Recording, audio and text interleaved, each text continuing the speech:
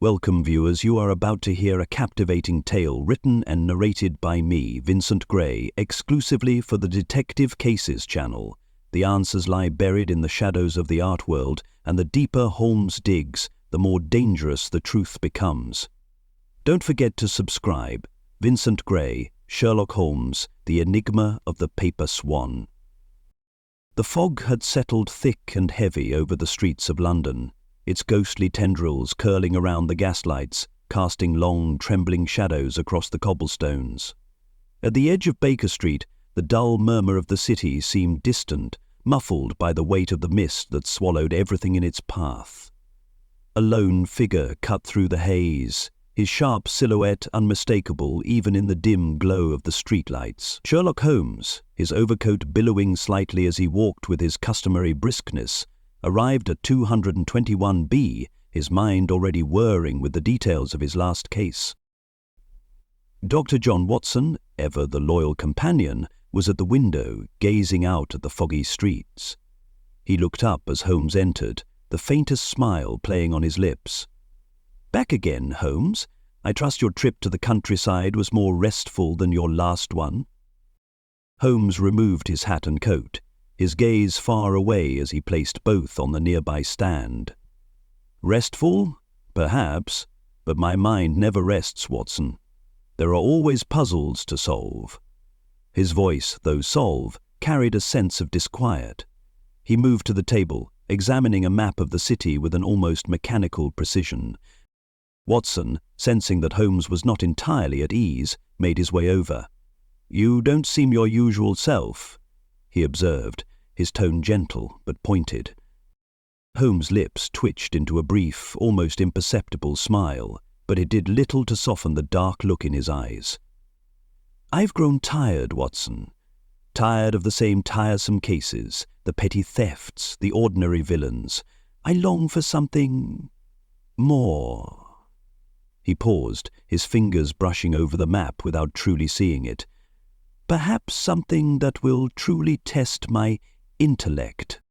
It was then that the doorbell rang, the sharp sound cutting through the otherwise quiet room like a sudden storm. Holmes raised an eyebrow, his attention now fully on the door. "Ah, it seems my wish has been granted sooner than expected." Watson, ever the curious one, moved to open the door, and in stepped a woman whose presence immediately filled the room with an odd tension. She was dressed in a dark, tailored gown, her expression a mix of anxiety and determination. Her eyes, wide with uncertainty, darted about the room before landing on Holmes. "Mr. Holmes, I need your help," she began, her voice quivering slightly despite her apparent resolve. Holmes tilted his head, his gaze narrowing as he assessed her. "Indeed, what is it that brings you to me, madam?" "I'm Clara Williams," she said, her voice steadying as she spoke. "An art collector, but I'm no stranger to the world of high society. I need your help regarding a string of thefts that have baffled the authorities. Small objects, mostly insignificant to the untrained eye, yet they hold great value in a different way." Holmes's interest piqued. "Thefts, you say? And what is it that you believe makes these objects so significant?" She reached into the folds of her gown and produced a small, delicate object, no larger than a hand's width. It was a paper swan, intricately folded, its wings sharp and pristine. The fine craftsmanship of the swan caught the dim light, casting intricate shadows that danced on the walls. It was not the kind of thing one would expect to be associated with a theft. Holmes reached out and took the swan carefully, his fingers brushing against the delicate paper. "This, madam, is an odd thing to steal." "It's not the swan itself, Mr. Holmes, but what it represents. It's always found in the places where these thefts occur, places of great importance in the art world, but no one knows what the swan means, except for a select few." Holmes's eyes flicked from the swan to Clara's face, reading her every twitch, every slight shift in her expression. There was something she wasn't telling him, something beneath the surface, but the mystery was too compelling to ignore. "Do continue," he urged, the faintest edge of excitement creeping into his voice. I suspect we are about to embark on something far more intriguing than ordinary theft." Clara hesitated, glancing down at the Swan as though it were an old friend she had not seen in years. "I fear it is connected to a secret, one that has remained buried in the art world for far too long, and I believe it is a secret someone is willing to kill for." Holmes stood, his expression unreadable, the paper Swan still gripped tightly in his hands. "Then we must get to the bottom of this, madam. I shall need to see the places where these thefts occurred, the people involved, and I shall require a great deal more information if I am to solve this puzzle." Clara nodded, her eyes filled with both fear and hope. "Thank you, Mr. Holmes. I'll explain everything as we go, but please, be careful. I'm afraid you've only just uncovered the tip of something far larger than you realize." As Clara spoke, Holmes felt the familiar stirrings of excitement within him. The game, as he so often put it, was afoot. There was no turning back now. The carriage rattled down the cobbled streets of London, its wheels groaning beneath the weight of its passengers. Inside, the air was thick with the smell of musty upholstery and the faint scent of leather, but Clara Williams seemed oblivious to it all. Her gaze was fixed on the window, her hands clasped tightly in her lap, as though holding on to something more than just her composure. Sherlock Holmes sat opposite her, his sharp eyes scanning the surroundings with practiced ease, noting every movement of the city, every flicker of light in the darkened windows. Holmes had been quiet since their departure from 221B Baker Street, his thoughts swirling as he considered Clara's case. The Swan, the thefts, the elusive unnamed group that seemed to be at the heart of it all. There was something about this puzzle that both irritated. "Tell me more, Miss Williams," Holmes said, his voice smooth and deliberate. "You spoke of a group tied to these thefts. Who are they? What are they after?" Clara hesitated, her eyes flickering toward Holmes as if gauging whether to trust him completely. She exhaled slowly before speaking, her voice steady but tinged with a hint of fear. "I don't know much, Mr. Holmes. What I do know is that the Swans have appeared in places of great historical and artistic significance, rare paintings, sculptures and manuscripts, works that are valued not just for their monetary worth, but for their influence on the art world. Whoever is behind these thefts isn't just stealing for profit, they're taking things that could alter the course of history itself." Holmes's eyes narrowed slightly. The words were carefully chosen, each one loaded with meaning. "You suspect they are after something far more dangerous than mere objects of value?" Clara nodded slowly. "Yes, a collection of works, connected by something, by someone who wants to reshape how art is understood. But I don't know who, and that's why I came to you, Mr. Holmes." Holmes leaned back, his mind already working through the layers of her words, but before he could reply, the carriage came to a sudden halt. The door opened and a man stepped inside, his tall figure looming over them. His presence filled the small space with an almost palpable tension. "Ah, Sir Geoffrey," Holmes said, his voice tinged with recognition, though his eyes remained coldly calculating. Sir Geoffrey Hargrove, the owner of the art gallery that had been at the centre of these peculiar thefts, gave a stiff nod, his gaze immediately falling to Clara. There was a flicker of something, perhaps unease, perhaps guilt, before he turned his attention to Holmes. "Mr. Holmes," Sir Geoffrey said, his voice smooth but with an edge of authority, "I trust Miss Williams has already given you the necessary details." Holmes studied him for a moment, taking in the finely cut suit, the immaculately polished boots, and the way his hand rested slightly too confidently on the edge of the seat. Sir Geoffrey Hargrove was not a man accustomed to being questioned. The subtle rigidity in his posture told Holmes all he needed to know about the man's typical sense of control. "I believe Miss Williams has provided some insight," Holmes replied, his tone even, "but I'd be most interested to hear your perspective, Sir Geoffrey." The gallery owner gave a thin smile, but there was something strained in his eyes. "Of course, you see, Mr. Holmes, these thefts, they are not what they appear. I've been in this business long enough to know that there are people who will do anything for the right price. But there's something off about these particular thefts. It's as if the thief is trying to make a statement, a very dangerous one. Holmes leaned forward slightly, his eyes narrowing. A statement, you say? And what statement might that be? Sir Geoffrey shifted uncomfortably in his seat, avoiding Holmes's gaze for a brief moment before speaking again, his voice quieter now. I believe they're trying to send a message. Not to the owners, not to the public, but to someone else entirely. I don't know who, but I have my suspicions. Clara's eyes flicked between the two men, her anxiety growing.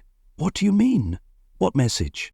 Before Sir Geoffrey could respond, the carriage door opened again, and Henrietta Burns, the sharp-tongued art critic, climbed in with an air of impatient authority. She wore a dark, tailored coat, and her expression was one of barely concealed disdain as she took a seat beside Sir Geoffrey, offering Holmes only the briefest of nods. "This is where you've been hiding, Geoffrey?" Henrietta's voice was a sharp contrast to the smooth tones of the others. "I've been waiting for this meeting of minds for what feels like hours. Shall we get on with it, then? There's work to be done." Sir Geoffrey's expression tightened at her interruption, but he said nothing. Clara shifted in her seat, looking uncomfortable as Henrietta shot her a glance that was almost imperceptible, but filled with a certain cool calculation. Holmes, ever the observant one, caught the slight tension in the air, the silent undercurrents of rivalry between the two. He smiled inwardly, his mind already drawing connections between the characters and their hidden motivations. He had only just met them, yet already he could see the subtle frictions, the secrets they each guarded so tightly. "Now that we're all here," Holmes said, his voice cutting through the tension, "perhaps we can move forward. Sir Geoffrey, Miss Burns, if you would kindly tell me everything you know about the thefts and these curious symbols left behind." The two exchanged a look, but it was Clara who spoke first, her voice tinged with nervousness. "It's the Swan," she said, her gaze fixed on the paper swan resting in Holmes's hands. "It's always there, always left behind like a signature. But I don't understand why.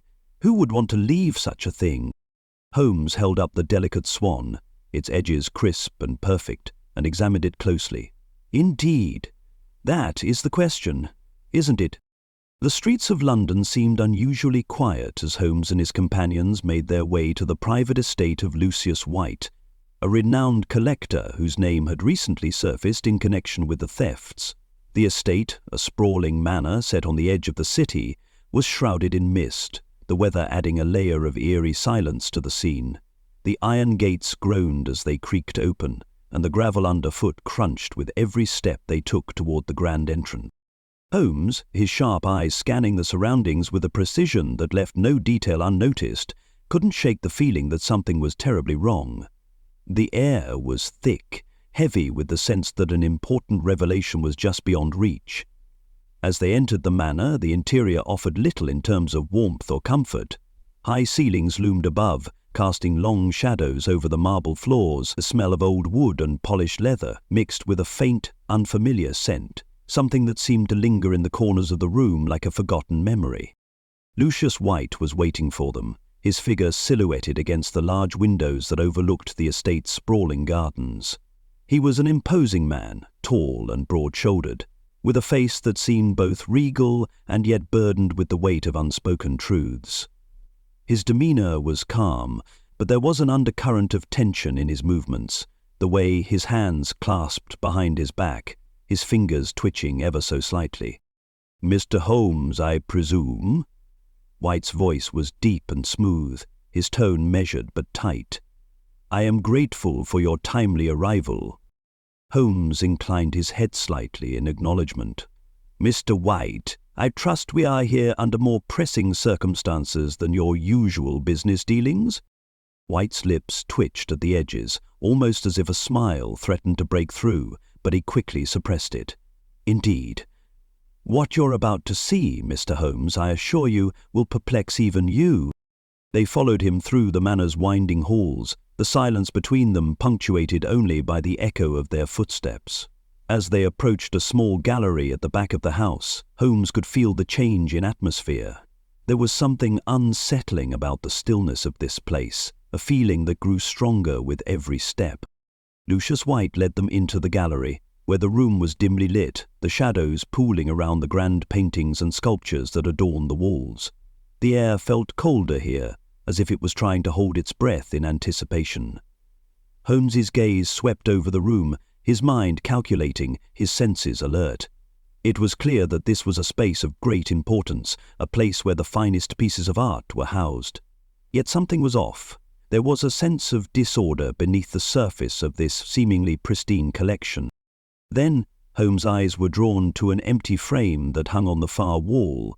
It was large and ornately designed, but it was the void inside that caught his attention.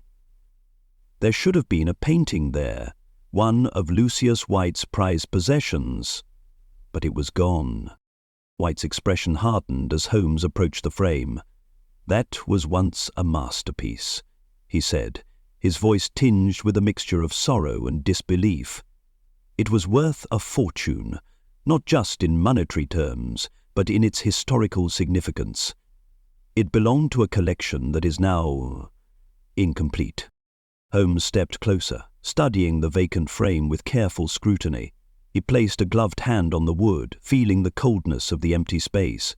His mind worked quickly, connecting dots that weren't immediately visible to the untrained eye. The absence of the painting was not the most peculiar aspect, though. It was the paper swan that lay delicately perched upon the pedestal before the frame, as if placed there with great care. "This," Holmes said quietly, turning toward White, "this is the symbol you spoke of." White nodded stiffly, his eyes never leaving the swan. "Yes, it's always there, the swan, and always after something. Irreplaceable disappears."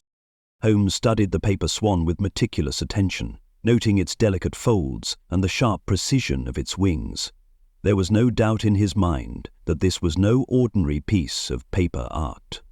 Its placement, so deliberate, so symbolic. "What does it mean, Mr. White?" Holmes asked, his voice low, barely above a whisper. White's gaze shifted to the swan, and for a moment he seemed lost in thought. "I wish I knew, but this is only part of a much larger puzzle. The swan has appeared at every location where a piece of art has vanished. Each time, it's a calling card, a message left behind for someone, though I'm not sure who. Or why." Holmes nodded slowly, his mind racing through possibilities. This wasn't just a series of random thefts. No, there was intent behind it. Something orchestrated. Something meticulously planned. The swan, a seemingly innocent object, was central to the entire scheme. And now, with the discovery of this empty frame, Holmes felt the first true stirrings of clarity.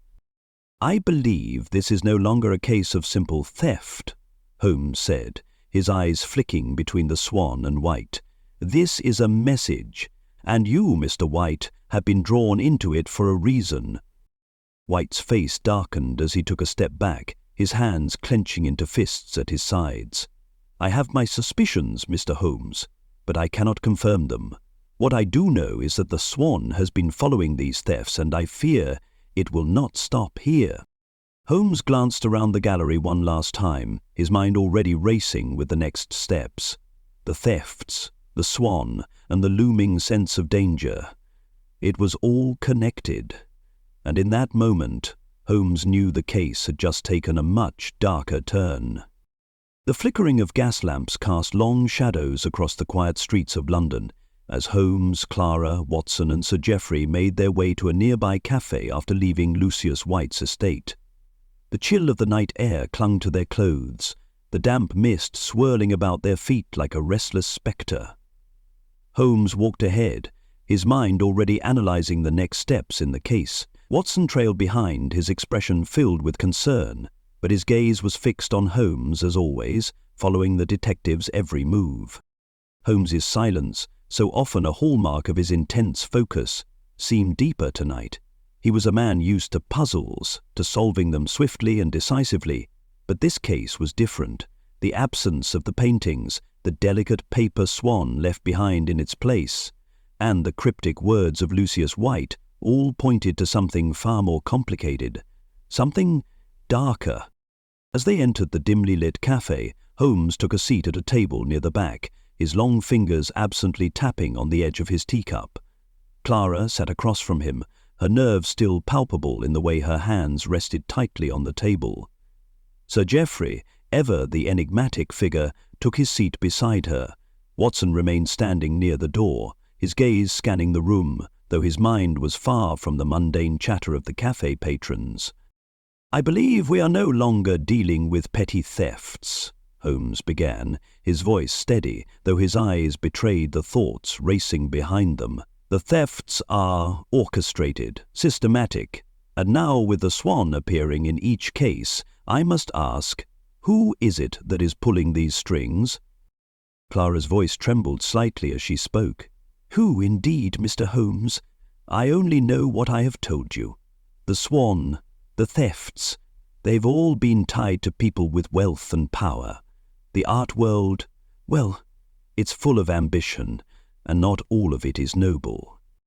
Holmes leaned forward, studying Clara closely, his sharp eyes catching the subtle nuances in her expression. There was more to her words than she was letting on, but for now Holmes knew he would have to focus on the facts at hand. "And you, Miss Williams," Holmes said softly, "what is your connection to these people, to Mr. White, to Sir Geoffrey?" Clara hesitated, a slight flush creeping up her neck. She glanced at Sir Geoffrey, then back at Holmes. I was a close associate of Lucius White. He and I worked on several high-profile acquisitions, some of which may have been tied to these stolen pieces, but I was not involved in the thefts. I only came to you because I need to understand why this is happening." Sir Geoffrey shifted uncomfortably in his seat, his fingers briefly touching the edge of his glass before he spoke, his voice smooth but tinged with an edge of irritation. "What Clara means is that we have both been victims in this. The thefts have affected many people in our circle, and while we have our suspicions, there is no clear way to stop it. That is why we sought your expertise, Holmes." Holmes did not respond immediately, his gaze drifting to the window, where the faint outline of the city's skyline could be seen through the mist. There was something in Sir Geoffrey's words that did not sit right with him, a certain defensiveness, a hesitation that hinted at more than just the surface explanation. "Victims?" Holmes repeated, his voice laced with skepticism. "And yet, Sir Geoffrey, you were the one who contacted me, offering information that seems curated, carefully prepared. I wonder, what exactly is it that you are hoping I will find?" The gallery owner stiffened, but his mask of composure remained intact. "You are mistaken, Mr. Holmes. I am merely trying to be helpful. If you truly believe there is something else going on here, some hidden agenda, I'll gladly help in any way I can." Holmes studied him for a moment longer, weighing his words. There was something about Sir Geoffrey, something subtle in the way he spoke, the way he moved, that told Holmes he was not as uninvolved as he appeared. But there were more pressing matters to attend to, and the pieces of the puzzle were still scattered. "I will need to see the records of the thefts, Mr. Hargrove, the details of each incident, where they occurred, who was involved, and any connections between the stolen works." Sir Geoffrey nodded, though the tension in his posture did not relax. "Of course, Holmes. I will have the document." Holmes raised an eyebrow at this, intrigued. "And yet you've managed to keep track of the paper swans. How curious that such a seemingly insignificant object has been left behind, as though taunting you. Someone is playing a game, and it's one I intend to win." Watson, who had been quiet throughout their conversation, finally spoke, his voice filled with quiet urgency. "Holmes, if they're leaving behind these paper swans, then it's a message. It's not just about the paintings anymore. Whoever is behind this wants something else entirely." Holmes nodded slowly, his gaze shifting back to Clara. "Indeed. But what that message is remains to be seen." The morning fog had not yet lifted, lingering like an oppressive veil over the streets as Holmes, Watson, Clara, and Sir Geoffrey set off for their first round of interviews. The day ahead promised little more than layers of uncertainty and a web of increasingly tangled connections. Holmes could feel it, the tension in the air, the sense that each person they spoke to would add a new piece to the puzzle, and yet, with each new piece, the picture seemed only to grow more distorted. Their first stop was the estate of Henrietta Burns, the renowned art critic, whose cutting remarks often rang louder than the works she critiqued. Holmes had made no secret of his disdain for her abrasive style, yet he knew that her sharp tongue was often matched by a sharp mind. As the carriage approached the large townhome, Holmes observed the building with a careful eye, noting the imposition of its architecture, the guardedness that seemed to cling to the stone walls. Henrietta greeted them at the door, her thin lips curling into a smile that was as calculated as it was cold. Her dark eyes, sharp as daggers, flicked between Holmes and Watson with barely concealed disdain. "Ah, Mr. Holmes," she said, her voice clipped and dripping with sarcasm. "I trust you haven't brought the usual trouble with you? Please, come inside. I'm sure you have your questions. Though I can't imagine any of them will be particularly insightful." Holmes stepped past her, noting the subtle shift in her posture, the slight rigidity that belied her confident exterior. He could tell she was trying to appear unbothered, but beneath the surface something was off. "I assure you, Miss Burns," Holmes said smoothly, "I have only one question that matters, and I intend to find the answer, no matter how elusive it may seem." Henrietta led them into a parlour, its opulent furnishings gleaming beneath the low light. The room was filled with the scent of fresh ink and old books, a juxtaposition of the modern and the timeless. Holmes took a seat in one of the chairs, his gaze scanning the room, picking up every detail. Henrietta settled into a chair opposite him, her eyes gleaming with a mixture of curiosity and something darker. "You've been following the art world for years, Miss Burns," Holmes began, his tone neutral but probing. "Tell me, have you noticed anything unusual about the recent string of thefts?" Henrietta's lips twitched, and for a moment Holmes thought he saw something like amusement flicker in her eyes. "Unusual? Please, Mr. Holmes, this is simply the way of things in our line of work. Artists, collectors, they all want what others have. The thefts are nothing new, only more dramatic this time." Holmes leaned forward, his sharp eyes never leaving hers. "But the paper Swan. What do you make of that? Surely such a trivial object cannot be dismissed as mere coincidence. It appears at every crime scene, left behind like a signature. What do you think it means?" Henrietta's gaze faltered, just for a fraction of a second, but it was enough for Holmes to notice. "A swan, Mr. Holmes? Honestly, I couldn't care less about the symbolism of some paper cutout. The real question is why you're so fixated on it. Could it be that you're grasping at straws?" Her words, though sharp, seemed defensive, as if she were trying to mask a deeper unease. Holmes, always attuned to the subtleties of human behavior, sensed that her dismissiveness was a cover for something more. Perhaps she had seen something, heard something, that she wasn't ready to admit. He pressed on, his voice becoming more insistent. "You were seen at Mr. White's estate recently, weren't you?" Holmes inquired. "At the scene of the theft?" Henrietta stiffened, her expression hardening. "I've been at many estates, Mr. Holmes. It's part of my job. As for your insinuations, I have no time for idle gossip." Watson, sensing the rising tension, stepped in. "But surely, Miss Burns, you must understand the gravity of this situation. These aren't ordinary thefts. We're talking about significant works, pieces of art that have vanished into thin air, and the only clue left behind is the paper Swan. Don't you find that strange?" Henrietta's lips curled into a smile, but it was one that didn't quite reach her eyes. "Strange? Perhaps. But this is art, Mr. Watson. The world of art is full of strange happenings. Theft is only the beginning." Holmes observed her for a moment, his expression unreadable. "That may be true, Miss Burns, but we are talking about something far more dangerous here, and I believe you know more than you're letting on." The tension in the room grew palpable, and for a moment it seemed as though Henrietta might crack, but instead she leaned back in her chair, her face regaining its impassive mask. "I'm afraid I have no further information to offer, Mr. Holmes. If that's all, I suggest you take your inquiries elsewhere. I have no time to waste." Holmes rose from his chair, his expression unchanged. I'm afraid this is far from over, Miss Burns. I shall be in touch." As they left her townhouse, the atmosphere outside felt heavy, almost suffocating. The fog had thickened, blanketing the streets in a shroud of mystery. Clara, who had remained quiet throughout the interview, finally spoke, her voice trembling. "Do you think she knows something, Mr. Holmes?" she asked, her eyes darting between the detective and Watson.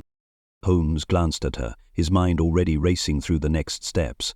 "I suspect she knows much more than she is willing to admit. But everyone has their secrets, Miss Williams. It's a matter of finding the right ones." The dim light of afternoon filtered through the thickening fog as Holmes and Watson returned to their office on Baker Street. The day had been long, the interviews with Henrietta Burns and the others leaving Holmes with more questions than answers. Clara, still visibly shaken from the exchange with the art critic, sat quietly by the window, her fingers nervously twisting the delicate paper swan that had become the symbol of their investigation. Holmes, as always, appeared unruffled, though his mind was far from settled. His sharp eyes, usually so fixed on details, seemed to drift over the room as if lost in thought. Watson, ever observant, watched his companion with concern. Holmes had not spoken much after their departure from Henrietta's townhouse, but there was something in his demeanour that suggested the detective had uncovered something significant, a lead, a contradiction, perhaps an inconsistency that no one else had noticed. "Holmes," Watson finally spoke, breaking the silence, "do you believe Burns knows more than she let on?" Holmes stood, pacing the room as he thought through the conversation. "She knows something, Watson, that much is certain, but what she knows and what she's willing to reveal are two very different things." The detective paused near the fireplace, his fingers lightly grazing the surface of the mantel. "It's not just her dismissiveness, it's the way she spoke about the thefts, the way she downplayed them, almost as if she had an interest in seeing them happen, rather than preventing them." Watson frowned, confused. But if she was involved, why would she be so defensive? Surely she'd try to hide any knowledge she had. Holmes turned sharply to face Watson, his eyes lighting with a sudden clarity. "Precisely, Watson. And that's the contradiction I'm concerned with. Henrietta Burns is a critic, a woman who thrives on controlling narratives. She wouldn't allow herself to be so easily dismissed. If she were truly innocent, she would have been more open, but instead she deflects, attacks, and avoids." Watson stood up from his chair, his brow furrowing. "So, you think she's hiding something more than just knowledge of the thefts?" "Yes," Holmes said, his voice gaining intensity. "I believe she's involved in a far deeper way than we first imagined. Henrietta doesn't just critique art. She manipulates it. I suspect she has a personal stake in the stolen works. And I think the Swan, that paper swan, holds the key." Clara, who had been silent up until now, spoke hesitantly. "You think she's connected to the thefts?" Holmes' gaze softened as he turned toward her, his expression still thoughtful. "I'm not sure, Miss Williams, but what I do know is that someone is using these thefts to send a message that connects the art world to something far more dangerous than mere money or power." Watson crossed the room to join Holmes by the window, his voice low with thought. "But why the paper swan? What is its significance? It can't be merely a symbol for the thief." Holmes leaned against the window frame, looking out at the thick fog that had settled over the city like a veil. "I believe the Swan is a signature, not just of the thief, but of someone with a much larger plan. The thefts are pieces of a much larger puzzle, Watson. Henrietta Burns has an intricate understanding of the art world and its influence. I suspect she's at the heart of this conspiracy, pulling the strings from behind the scenes." There was a knock at the door, followed by the sound of it opening. Holmes turned, his sharp eyes instantly calculating. The visitor was unexpected, though not unwelcome. "Mr. Holmes," said Sir Geoffrey, stepping into the room with his usual air of authority. He was dressed immaculately, but there was a tense undercurrent in his movements. "I've come to deliver the documents you requested regarding the thefts." Holmes nodded, his gaze never leaving Sir Geoffrey's face. "I trust the records are complete, Sir Geoffrey?" The gallery owner hesitated for just a moment before handing over a large leather-bound folder. I gathered everything I could, but I must warn you, Mr. Holmes, the information in there is not as straightforward as it may seem. Holmes took the folder, his fingers brushing the leather as he opened it carefully. The papers inside were meticulously organized, each listing the stolen works, their descriptions, and the dates of the thefts. As Holmes skimmed through the documents, he noticed something curious. 2 names appeared repeatedly across different thefts, both associated with the Swan symbol. "Interesting," Holmes murmured, his mind racing. He looked up at Sir Geoffrey, his tone now more probing. "These names, Sir Geoffrey, what can you tell me about them?" The gallery owner stiffened, his eyes briefly flicking away. "I know them only by reputation, Mr. Holmes. They are collectors of rare, often unrecorded pieces of art. They operate in the shadows, their dealings often outside the law." Holmes's eyes narrowed. "And yet, they're connected to the Swan. Why are they involved? What do they want with these particular pieces?" Sir Geoffrey shifted uncomfortably, his jaw tightening. "I can't say, Mr. Holmes, but I've heard whispers of a group who seeks to control the art world, not through fame, but through influence, through pieces that no one else can acquire." The pieces were slowly falling into place, though Holmes knew they still had far to go. There were contradictions in Sir Geoffrey's words, too many evasions, too many gaps in the story. Holmes glanced up, his expression darkening. "You've been evasive, Sir Geoffrey. I believe you know more than you're letting on, and I believe your connections to these shadowy figures run deeper than you care to admit." Sir Geoffrey's face remained impassive, but Holmes could see the flicker of guilt in his eyes. Holmes stood by the window of 221B Baker Street, his eyes scanning the fog-choked city below. The detective's mind was a whirl of fragments, pieces of conversation, scraps of evidence, and hints of motives that, together, painted an increasingly complex picture. The Swan, that peculiar paper symbol, loomed large in his thoughts.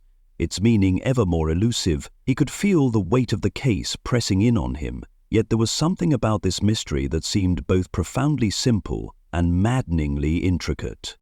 Beside him, Watson sat at the table, leafing through the records Sir Geoffrey had delivered. Clara, though silent, watched the detective intently, her unease palpable. Holmes had not yet shared his full theory with them, and Watson could sense the growing tension in the air. "Holmes," Watson began, breaking the silence that had stretched long between them. "You've been quiet since we returned. What's your theory? You've been piecing things together for days now." Holmes glanced at him, his sharp features betraying nothing, but the glint in his eyes revealed his thoughts were far from the quiet calm he projected. "I've been thinking about Henrietta Burns, about how she handled our questions, how she deflected and misdirected. The Swan symbol is far too deliberate to be incidental, and I suspect the thefts are not random at all. They're calculated, staged to create confusion." He turned toward Clara, his eyes narrowing ever so slightly. "Miss Williams, you mentioned before that the works being taken are of great historical value, not just in terms of money, but influence. You said these thefts are connected to something much larger than mere art." Clara shifted uncomfortably in her seat. "Yes, I did. But what exactly do you mean? What could be so important about these specific works? These paintings, sculptures, what could they possibly have in common besides their value?" Holmes sat down opposite her, his gaze intense. "The pieces themselves are just the surface. What's truly significant is the message being sent. These thefts are not about acquiring wealth. They're about gaining control over the narrative of art, of history itself. Whoever is behind this, Miss Williams, is not just after valuable paintings. They're manipulating the very foundations of the art world." The pieces were slowly falling into place in Holmes' mind. He recalled Sir Geoffrey's evasive answers, Henrietta's defensive reactions, and the repeated appearances of the same names in the records. The Swan, placed so deliberately at the scenes of the thefts, was not merely a signature, it was a statement, a clue to an identity far more powerful than any simple thief. "I've been reviewing the records," Holmes continued, his voice calm yet filled with purpose. Each theft corresponds to an influential figure in the art world, but more than that, it ties directly to a... Watson's eyebrows shot up. A secret society? Are you suggesting there's more to this than we've been led to believe? Holmes nodded, his eyes growing darker as he spoke. This is not about simple theft. These works are being taken to manipulate the future of art itself. By removing these pieces, the group behind this can control the narrative of history, what is remembered, what is forgotten, and ultimately what is revered. Clara leaned forward, her eyes wide with disbelief. But how does the Swan fit into all of this? If they're taking these works for power, why leave behind something so trivial? Holmes smiled grimly. The Swan is far from trivial. It's a symbol of control, a marker for those in the know. It's as if they're saying, we are here, we are watching, and we are the ones who decide what matters. He paused, his mind flashing through the connections as he pieced them together with clarity. The Swan represents a coded message, one that signals their influence. Whoever is behind this wants to claim dominion over the art world, to shape it to their own will, and Henrietta Burns...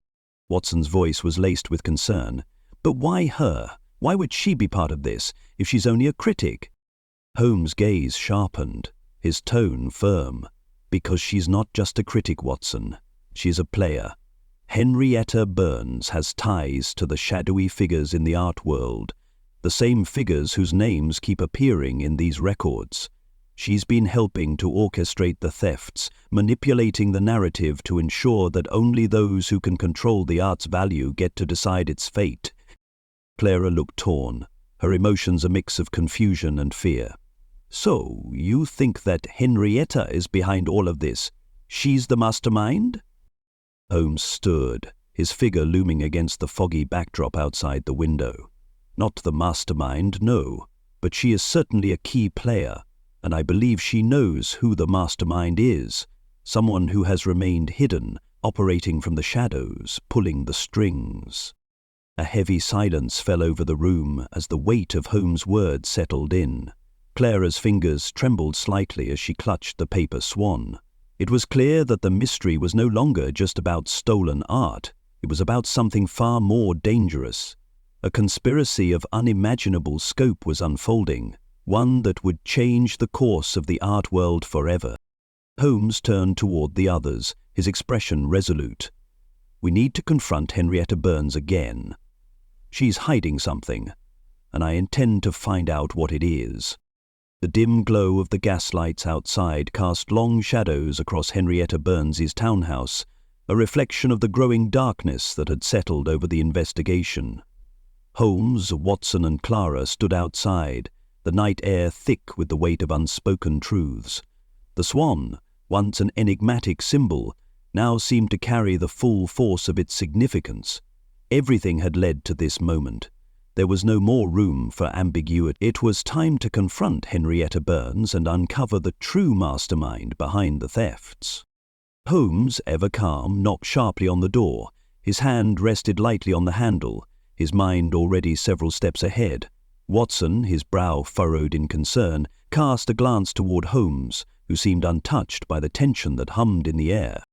The door opened almost immediately, Henrietta standing in the frame. Her eyes, sharp as ever, studied the group before settling on Holmes.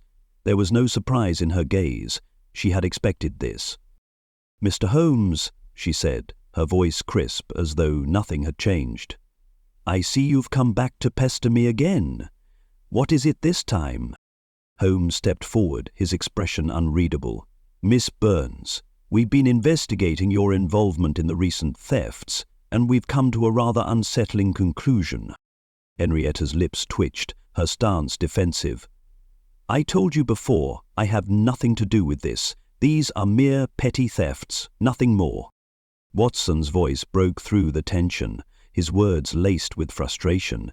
"You know that's not true, Henrietta. The pieces stolen are of far greater significance than you're willing to admit. And the Swan, that damn Swan, keeps showing up at the scene. You've been involved in this from the start, haven't you?" Henrietta's eyes flashed, the faintest flicker of guilt crossing her face before she quickly masked it with an indifferent smile. You don't know what you're talking about, Watson. There's nothing to this. Holmes took a step forward, his gaze fixed on Henrietta with piercing intensity. I believe you're hiding something, Miss Burns. You've been manipulating the art world from the shadows, pulling strings, dictating the narrative, and now you're at the center of something much more dangerous than a simple collection of stolen paintings. Henrietta's smile faltered for the first time, but she quickly regained her composure. She crossed her arms over her chest, her eyes narrowing. You think you know everything, don't you, Mr. Holmes? You think you've pieced it all together, but you're wrong. The Swan is just a symbol for the select few who understand the true value of what's being taken. You've been chasing after shadows, Mr. Holmes. Holmes' eyes glinted with realization. No, Miss Burns, you've been chasing the shadows. You and those behind the thefts. You've been trying to control the narrative, to reshape the future of art itself. You're not just a critic. You're part of something far darker. Henrietta's jaw clenched, but she remained silent, her eyes flicking toward the hallway as if she were considering making a break for it. But Holmes was too quick, his mind already several steps ahead. You've been in contact with the people responsible for these thefts, haven't you? The ones pulling the strings behind the scenes. And you've been covering for them, protecting them, because you want the power they offer. Holmes said, his voice steady. Henrietta took a deep breath, her face hardening as she realized there was no escaping the truth. I never wanted power, Holmes. I wanted influence, control. I've spent years in the art world, molding the public's perception of what is valuable, what is important, and now I have the chance to rewrite history, to ensure that only the pieces I deem worthy remain. The thefts were necessary to achieve that. Holmes stepped closer, his voice dropping to a near whisper. And the Swan, Miss Burns, what does it truly represent? It's not just a signature, it's a message, one that's been left for those who are willing to play the game, and you've been playing it all along. Henrietta's lips twisted into a grim smile. You're right, Holmes. The Swan is a symbol, but not just for me. It's for them. The group behind this, the ones who sought to control the art world from the shadows. I didn't choose this, Holmes. I was recruited. They gave me a purpose, a chance to make my mark on history, and I took it. Watson stepped forward, his voice heavy with disbelief. So, you were part of this conspiracy. You helped orchestrate the thefts. Henrietta nodded, her eyes distant, as though she were already lost in the depths of her own justifications. Yes, but I never knew how far it would go. The Swan, the thefts, they were only the beginning. I was just one piece of the puzzle, and now it's too late to turn back. Holmes turned away for a moment, his mind racing as he connected the final dots. And Lucius White? Sir Geoffrey? They're both connected to this group, aren't they? The ones behind the thefts, manipulating the art world, ensuring that only certain pieces remain in circulation. Henrietta's gaze flickered with something akin to fear.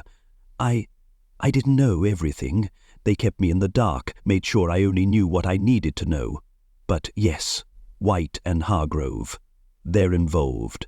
They're the ones who've been orchestrating this from the top down. Holmes turned back toward her, his expression one of quiet triumph.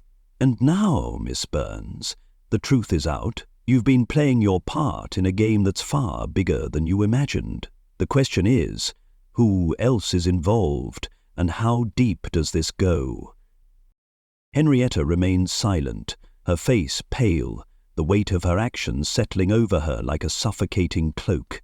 The room was thick with the quiet after the storm, as the pieces of the puzzle finally clicked into place. The sound of the ticking clock in the corner of 221B Baker Street was the only noise that filled the room, as Holmes, Watson and Clara sat in reflective silence. The heavy fog that had once shrouded the city seemed to have lifted, though the air still held a dampness that reflected the weight of the case that had finally come to its end. Henrietta Burns had been arrested, her role in the conspiracy now clear for all to see. But even as justice had been served, there was no sense of triumph in the air, only a quiet acknowledgement of the darkness that had been revealed. Holmes, who had not spoken since their return from Henrietta's townhouse, sat by the window, his eyes distant as he gazed out at the now clear streets. Watson, ever the companion, studied him carefully, sensing the complexity of the emotions that must be stirring beneath his usually composed exterior. "Holmes," Watson began, his voice tentative, "you've solved it. You've uncovered the truth behind the thefts, and yet I see no satisfaction in your face. Does it not bring you a sense of accomplishment?" Holmes turned slowly, his gaze locking with Watson's. His eyes were tired, but there was a hint of something else, something that wasn't quite sorrow, but perhaps a recognition of the human cost of the case. "Yes, Watson," he said softly, his voice laced with a quiet finality. "I have solved it. But the truth, as it always does, comes with a price." Clara, who had been sitting quietly by the fire, her thoughts seemingly lost in the flickering flames, spoke up, her voice filled with a mix of gratitude and sadness. "You've saved us, Mr. Holmes. The art world, it was being manipulated by people who saw history as a commodity. I didn't understand it until now. But how do we move forward from here? How do we rebuild what's been broken?" Holmes walked slowly toward her, his steps measured and deliberate. "The art world, Miss Williams, is a world of perception, of influence, and while the thefts have been stopped, the damage done to the integrity of the art itself cannot be undone." He paused for a moment, his eyes flicking toward the fire before returning to Clara. "But the truth, Miss Williams, will always find a way to emerge, and that is why we must continue to fight for it, even when the shadows grow long." Watson, who had been quietly absorbing Holmes's words, spoke again, his tone more contemplative now. "I understand what you mean, Holmes. The Swan, the symbol of control. It was never just about the art itself. It was about shaping the world around it, bending it to one's will." Holmes nodded, a faint smile playing on his lips. "Exactly, Watson. The Swan was never about the stolen paintings. It was a symbol of power, a power that was manipulated by those who believed they could rewrite the very fabric of history. They were the ones behind the thefts, the ones who believed they could control what the world valued." Clara, her face still etched with the weight of the revelation, spoke with quiet resolve. "And Henrietta, what happens to her now?" Holmes' expression darkened as he answered. "Henrietta Burns will face justice for her role in the conspiracy, but as with many who believe they are above the law, the real punishment lies not in their capture, but in the consequences of their actions. She has destroyed the very thing she once sought to control, the trust of the public, the integrity of the art world. That, I believe, will be her true reckoning."